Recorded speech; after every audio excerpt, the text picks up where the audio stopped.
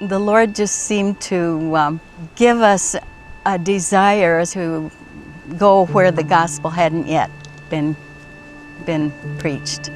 And one thing and another led to Phil and Bruno de Leo trekking 7 days from Ninia. In early 1964, the children and I joined Phil here.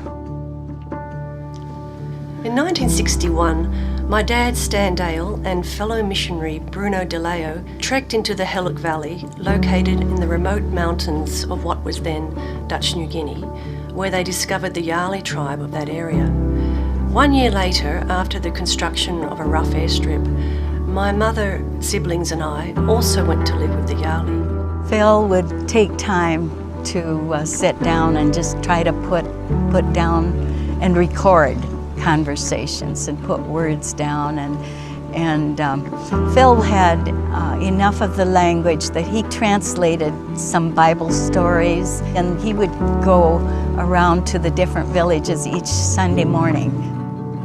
Dad spent much of his time trying to learn the native language and taking every opportunity to preach the gospel in nearby villages. After many years, he eventually managed to complete a draft of Mark's Gospel into the Yali language. My mother was a nurse and a midwife and used her skills to bring medical help to the people. She had a particular burden for the women who had very difficult lives.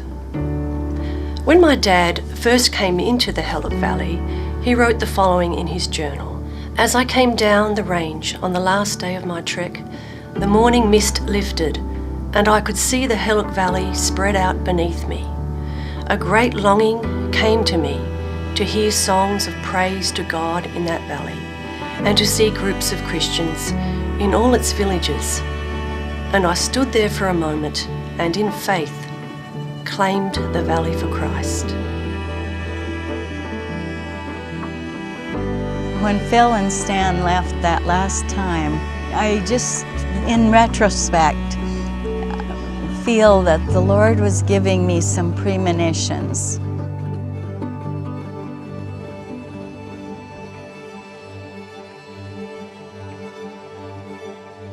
Stan was shot first, and there were many arrows. People were afraid that they couldn't kill Stan, so they shot about 100 arrows in his body. And Phil looked back, and he said to them, as I've heard the story repeated, "You've killed my older brother." And I've heard later too that he was praying, and then they shot and killed him.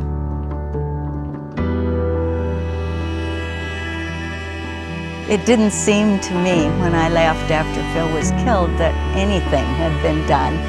However, later I could put it into perspective and see that it was a beginning.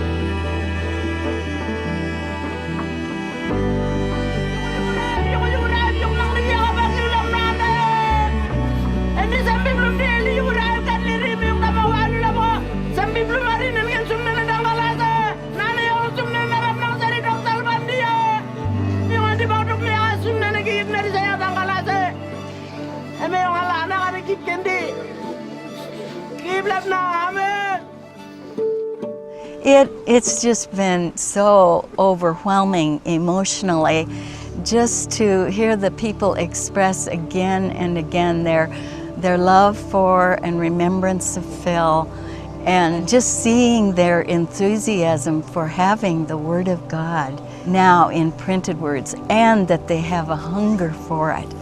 It was just overwhelming. It was hard to accept that Phil was really gone and that the Lord had allowed it. But the Lord just seemed to give me a peace that He would be there with me. And later He showed me that He promises to be a husband to the widow and a father to the fatherless.